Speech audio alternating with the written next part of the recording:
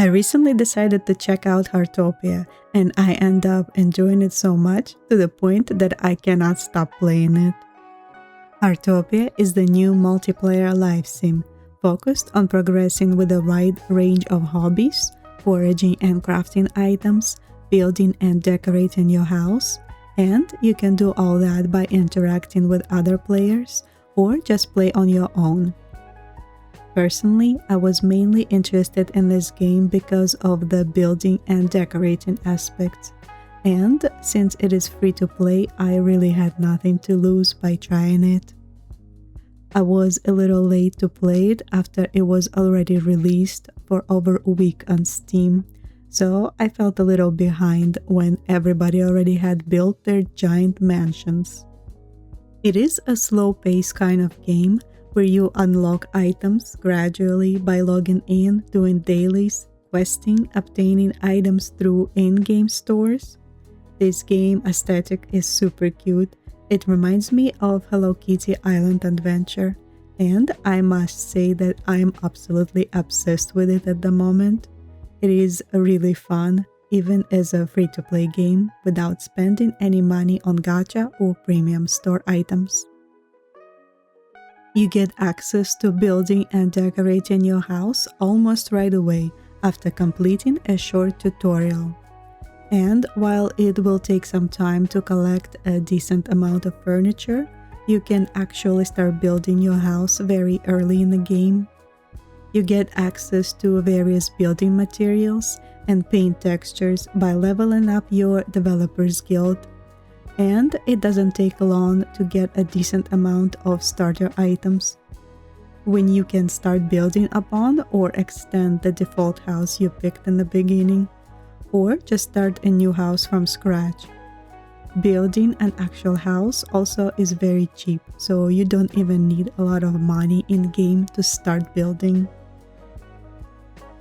I wanted to make this video to focus on this exact building aspect of this game and how to start to design your house faster and what activities you need to focus on early in the game to collect more furniture and building materials. And I will be talking only about items that you can get with free to play because I haven't even touched gacha or premium shop in this game yet. Gacha in this game is really a separate feature, and you don't even notice it unless you click on the specific tab. There are a few ways to collect furniture in this game. The cheapest way is by completing NPCs quests and leveling up your developer's guild level. You could also find bubbles spawning on the map that contain different items or currency, and sometimes you can get furniture or a blueprint out of them. Another way to regularly get furniture is the Bob's Furniture store in town. There are daily items and blueprints appearing in the store, and the higher DG level you are, the more item spots you will get unlocked with time. We also have these furniture sets available for a limited number of days. I like to focus on making enough gold to buy all the available items from current sets until they switch to a new set in a few days. There is also a time-limited festival event going on right now, where you can get furniture and clothing items with big discounts by logging in for 7 days. And I assume we'll get more events like this in the future. This is a very good way to get the whole set of items. You can actually see all the ways to obtain certain furniture items and sets in the collection menu. Some of them are only from Gacha or Acorn Premium Store, and the rest are from various in-game sources. To be able to buy furniture in-game, you would need to make some gold, and that's what I've been focusing on for the first week of playing. The easiest way to make gold is by accepting resident requests, which you should do the first thing after logging in. That way, when you start doing any tasks, you will automatically complete the requests because they are usually very simple, like watering your crops, collecting items. These requests pay a decent amount of gold, and you need them to level up your developers guild to progress in the game. The second best way to make gold is cooking. I started with gems, which you need berries for, and they are very easy to collect. When you start cooking mixed gems, you will unlock all the other types of gems. Next, I personally moved to latte. To make it, you can buy milk and coffee from Massimo, 50 of each per day, for about 4 to 5k. And when you cook it into 25 latte, you will double your money. It is easy money because you don't need to run around and collect anything for this one. After that, I moved to mushroom dishes, and the same thing as gems, I unlocked all these different mushroom recipes by cooking grilled mushrooms. I also focused on leveling up farming and growing ingredients like wheat, potato, lettuce, and tomatoes. And the meals that I like to make with these ingredients in order to make money are smoked fish bagel, pies, a seafood risotto. After I run out of wheat, another good ones are rustic ratatouille and fish and chips. Pies, and especially truffle pie, are very profitable, but the wheat does take forever to grow. But I've been able to make like 50 to 70k per day with just cooking. That was enough to buy all the furniture currently available in the store. So now I just need to wait for more store refreshes to get more items. After playing for a couple of days, I had a small collection of items, so I was able to build my first little cute cottage. I picked this kind of starter home that's in this German Fachwerk style with exposed wooden beam skeleton. You can change color of materials, but for this one, unfortunately, you can't change the wood beam color. So I was trying to match everything else to these wood beams. I used the original house as a starting point and made the addition with the raised foundation.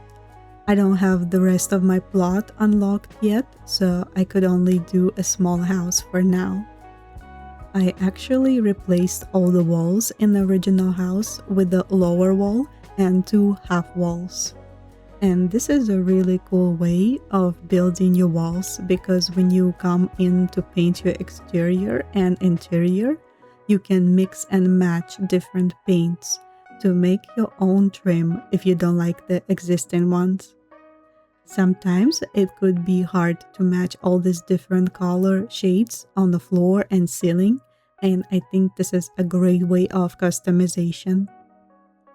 And just in general, with only these few building blocks, you already have a very wide range of building possibilities for your house. I definitely want to experiment with it further when I unlock even more building materials. Another really awesome feature in this game is blueprints, which you unlock after reaching level 8 of Developers Guild. With blueprints, you can save your different house designs and switch between them for a small amount of gold. With decorating the interior, I was obviously limited what I had available in the store this week, and it is a lot of pink furniture, which is not really my aesthetic. These furniture pieces that you get from Bob's store, you can't change color of, but for the craftable blueprint furniture, there is actually a large selection of colors available, and you can even change color of different parts of the item, which is amazing. You get the Journey and Oceanic furniture sets early in the game, and you can tint them to match the rest of the furniture you got from the store. It does cost a small amount of tint, which can be obtained through various ways. Speaking of, if you go to the Heartopia's official Discord, they had a lot of codes available in the first days after release, which are still active, and you can get a lot of materials, gold, and even premium currency. You could also decorate your interiors with cooked food and food items that you buy from Massimo, which all looks very cute. There are also some interactable items like aquariums and vivariums where you can place fish and insects you have caught. There are also bird feed items. If you add some food to it, the birds will come visit your house. The transport that you get in-game, you can actually select in your inventory and place it on your plot. They will appear as the parking spots. You can even build a garage with them if you want. I've seen so many amazing and creative builds already. I really like how accessible building in this game is, especially for free-to-play. I would say the building and decorating process is not very intuitive, and the tutorials either are not descriptive enough or they were made for mobile. This game has only recently been added on Steam, and the controls are not ideal for playing on PC. There are 2 different types of build mode available after progressing with the Developers Guild. You can build from your character point of view, or you can switch to the top-down advanced mode.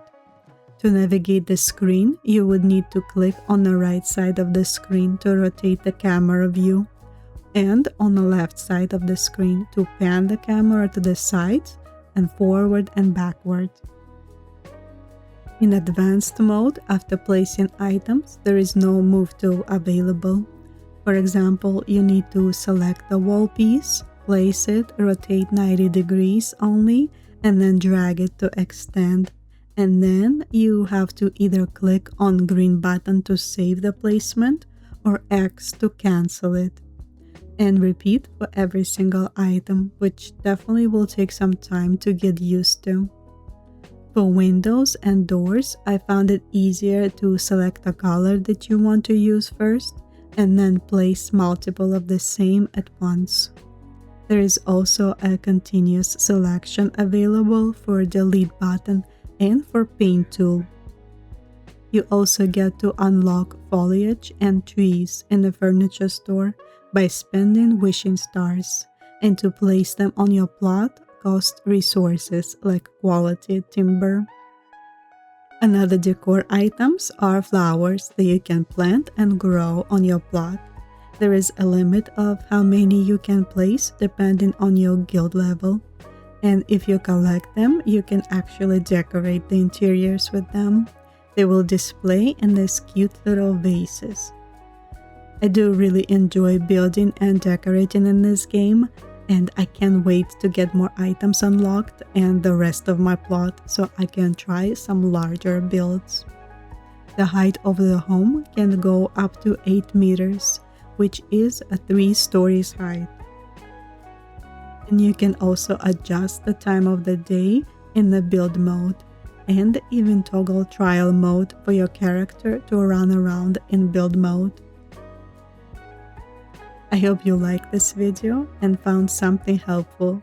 Let me know in the comments if you tried Heartopia and if you enjoyed decorating in this game.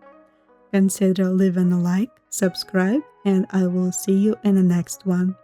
Bye everyone!